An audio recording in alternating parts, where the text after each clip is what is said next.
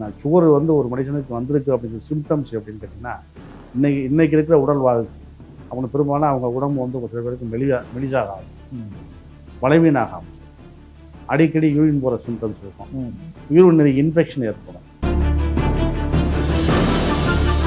இந்த சக்கரை விதினால் ஏற்பட்டிருக்கின்ற நடப்பு தளர்ச்சி, ஆண்மை குறைவுகள், இல்லற வாழ்க்கை பிரச்சனைகள், மற்ற கோளாறுலாம் வரவும். ஒரு சில இந்த விளம்பரங்களை பார்த்துட்டு செஞ்சுட்டு முறையாக மருத்துவரை போய் அணுகாமல் இப்போ நீங்கள் சொன்ன மாதிரி இந்த மாதிரி கடுக்காய், அதுக்கப்புறம் இந்த அமுக்கரா கிழங்கு இதெல்லாம் வந்து ஜென்ரலாகவே எல்லாருக்குமே தெரிஞ்ச ஒரு விஷயம்.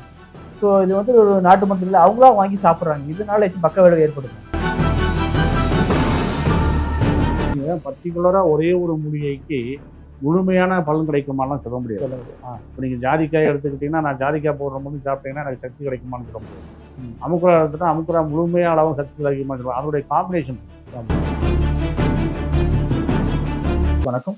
இன்று நேர்காணலில் நம்ம சந்திக்க இருக்குது சித்த மருத்துவத்தில் 32 ஆண்டுகளாக அனுபவம் நிறைந்த சித்த வைத்தியர் திரு என் குழந்தைகள் அவர்கள். வணக்கம் சார். வணக்கம். வணக்கம். சர்க்கரை நோய் இன்னைக்கு வந்துட்டு பார்த்தீங்கன்னாக்கா ரொம்பவே அதிகமாக இருக்குது. எல்லா இடத்துலையும் பார்த்து யாரு கேட்டாலுமே சுகர் இருக்குப்பா, வேண்டாம் டீ வேண்டாம், பார்த்தீங்கன்னா சுகர் கம்மியாக பண்ணுறது நிறைய இருக்குது. இந்த சுகருக்கான அறிகுறி என்ன, அதுக்கான ட்ரீட்மெண்ட் எப்படி சித்தத்தில்? மிக அற்புதமான ஒரு கேள்வி. இந்த கேள்வி இன்னைக்கு நடைமுறையில் பார்த்தீங்கன்னா, எந்த கடைக்கு போனாலும் டீ சாப்பிட்னாலும் சரி, சாப்பாடு சாப்பிட்னாலும் சரி, எனக்கு சுகர் இருக்குங்க, இது வேண்டாம் அது வேண்டாம், டீ வந்து கஷாயமாக போடுங்க, சக்கரைலாம் போடுங்க, இல்லை நாட்டு சர்க்கரை போடுங்க, இப்படி சொல்கிறது நம்ம பார்த்துருக்கோம். இப்போ சர்க்கரை வியாதி வந்து நீங்கள் பார்த்தீங்கன்னா பழங்காலத்தில் நம்மளுடைய சிறு வயசாக இருக்கிற காலத்தில் சர்க்கரை வியாதி பெரும்பாலும் யாருக்கும் வரும்னா பெரிய பெரிய வசதி படைத்தவங்களுக்கும், பெரிய நிலச்சுவாந்தருக்கும், உடல் உழைப்பே இல்லாமல் வீட்டிலே இருக்காங்க பார்த்தீங்களா, அந்த மாதிரி இருக்கிறவங்களுக்கு தான் வந்திருக்கும். ஆமாம், அப்போ சொல்லுவோம் ஒரு பணக்கார வியாதினே சொல்லுவாங்க. ஆமாம், அப்போ வந்து நீங்கள் பார்த்தீங்கன்னாலே அவருக்கு சர்க்கரை வியாதி வந்திருக்குப்பா, அவர் வசதியாக இருக்காரு, அதனால சர்க்கரை வியாதி வந்திருக்கு பெருமையாக சொல்லுவாங்க. எங்கோ ஒரு இடத்துல 100க்கு ஒரு இடம். இன்னைக்கு 10 பேர் எடுத்துக்கிட்டீங்கன்னா 7 பேர் 6 பேருக்கிட்ட சுகர் இருக்குங்கிற கம்ப்ளைண்ட் வந்துருச்சு. சுகர் வந்து ஒரு மனுஷனுக்கு வந்திருக்கு அப்படிங்கிற சிம்டம்ஸ் எப்படின்னு கேட்டிங்கன்னா, இன்னைக்கு இருக்கிற உடல் வாழ்க்கை அவங்களுக்கு பெரும்பாலும் அவங்க உடம்பு வந்து ஒரு சில பேருக்கு மெலிசாக ஆரம்பிச்சு, பலவீனாக ஆரம்பிச்சு, அடிக்கடி யூரின் போகிற சிம்டம்ஸ் இருக்கும், யூரினரி இன்ஃபெக்ஷன் ஏற்படும். ஒரு சாப்பாடு சாப்பிட்டாங்கன்னா அந்த சாப்பாட்டினுடைய சுகர் லெவல் ரைஸாக இருந்துச்சு வச்சுங்களேன், அதன் மூலமாக உடம்பு டயர்டாகும். சாப்பாடு சாப்பிட்டா எனர்ஜி தான் கிடைக்கும் இல்லையா, ஆனால் உடம்பு டயர்டாகும். இதெல்லாம் சிம்டம்ஸாக இப்போ இருக்குது, நிறைய பேருக்கு காமிக்குது. சுகர் எப்படி வருதுன்னா அதிகபட்சமாக உணவு முறைகளில் தான் பெரும்பாலும் அதுக்கு வருது. ரெண்டாவது வந்து ஸ்ட்ரெஸ்ஸு, மன அழுத்தம். இன்றைய காலத்தோட ஓட்டத்தில் மனுஷன் ஓடிக்கிட்டே இருக்கான், வேகமாக போயிட்டு இருக்கான். அந்த வேகத்தில் ஒரு உடம்பை பாதுகாக்கிறது இல்லை யாருமே. இப்போலாம் வந்து உடம்பை ரொம்ப பாதுகாத்தாங்க, ஆரோக்கியமாக இருந்தாங்க. நோயற்ற வாழ்வு குறைவற்ற செல்வம்னு சொன்னாங்க. நம்ம இப்போ நோயை வந்து அதிகப்படுத்திட்டு குறைவற்ற செல்வத்தை தேடுறதுக்காக நம்ம அலைஞ்சிக்கிட்டு இருக்கோம். அது மாதிரி கட்டுப்பாடெல்லாம் இப்போ இல்லை. அதனால உணவு முறைகள் எல்லா ஃப்ரைட் ஐட்டங்கள், அந்த ஐட்டங்கள், இந்த ஐட்டங்கள் சாப்பிட்றதுனால அந்த கணையமானது, உங்களுக்கு கணையம் என்பது என்னன்னு கேட்டால் பேங்கரியாஸ் சொல்லுவோம் ஆங்கிலத்தில். அந்த கணையம் என்பது ஒரு உடம்பு, நம்ம உடம்புல இருக்கிற உறுப்பில் நம்ம சாப்பிட்ற எல்லா உணவுலையும் சர்க்கரை இருக்குது. அந்த சர்க்கரையை கொண்டுட்டு போய் சேமித்து வச்சுக்கிட்டு நம்ம ரத்தத்துக்கு தேவையான அளவுக்கு சர்க்கரையை வெளியேற்றுறது அந்த கணையத்தினுடைய வேலை.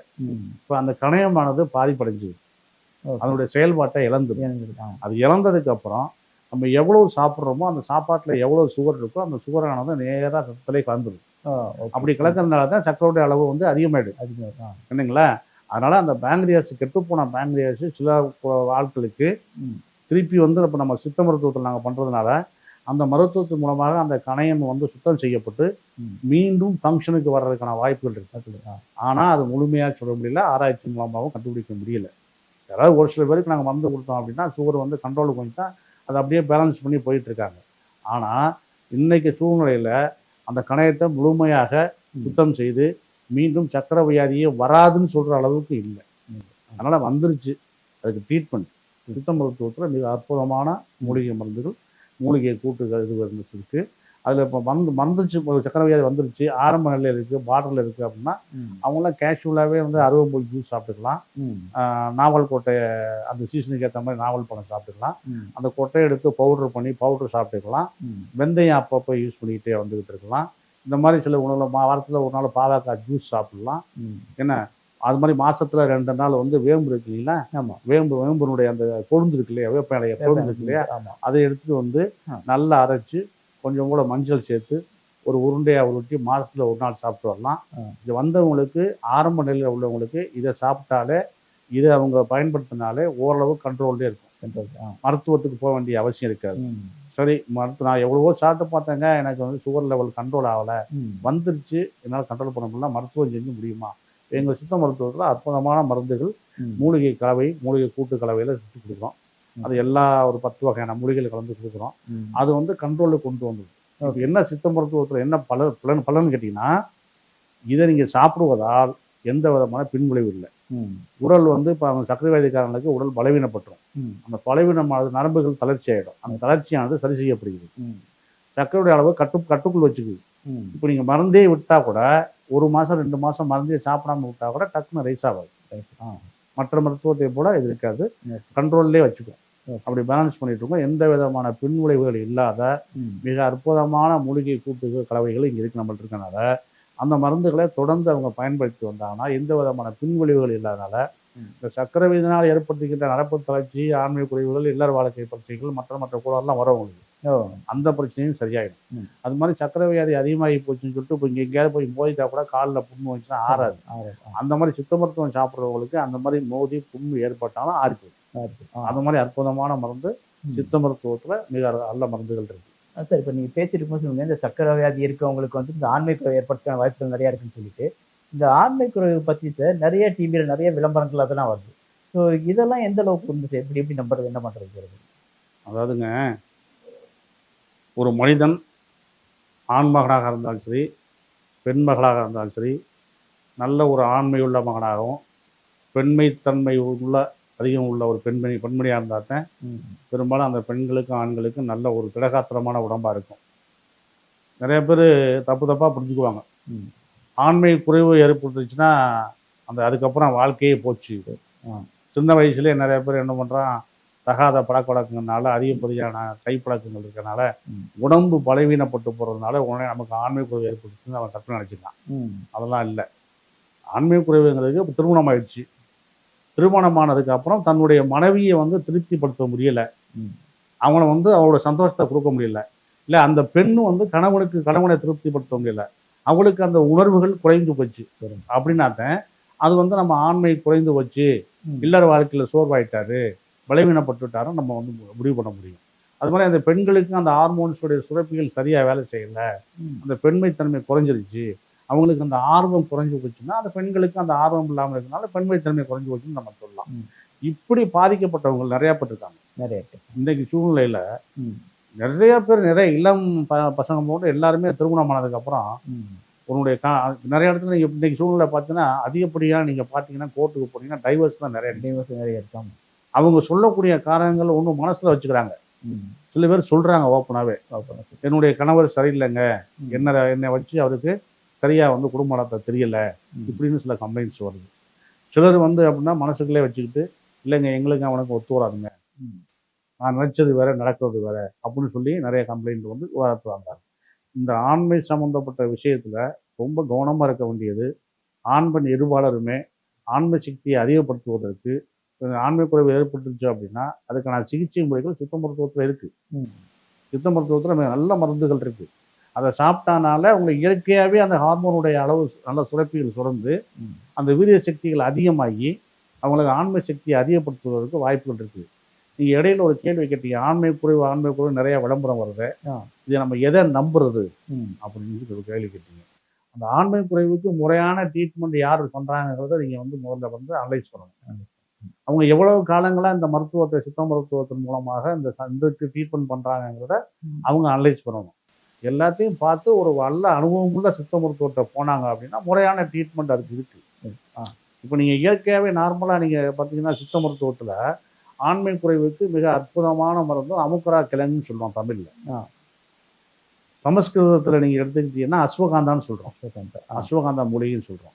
இந்த மூலிகைகள்லாம் வந்து ஆண்மை சக்தியை அதிகப்படுத்துறது தான், உடம்பு நல்லா பலப்படுத்துறது தான், திடகாத்திரமான உடம்பு வைக்கிறது, சோர்வு ஏற்படுது. அது மருந்துகள்லாம் சாப்பிட்டா சோர்வு ஏற்படாது.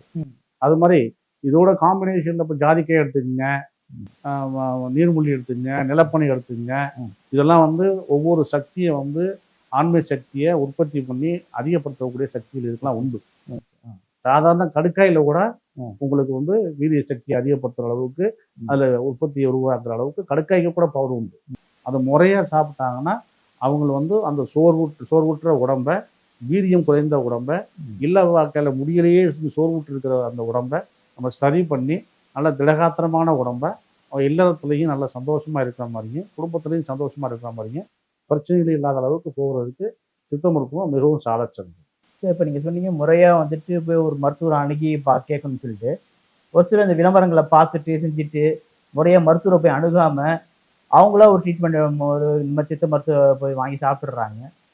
இப்போ நீங்கள் சொன்ன மாதிரி இந்த மாதிரி கடுக்காய், அதுக்கப்புறம் இந்த அமுக்கரா கிழங்கு இதெல்லாம் வந்து ஜென்ரலாகவே எல்லாருக்குமே தெரிஞ்ச ஒரு விஷயம்.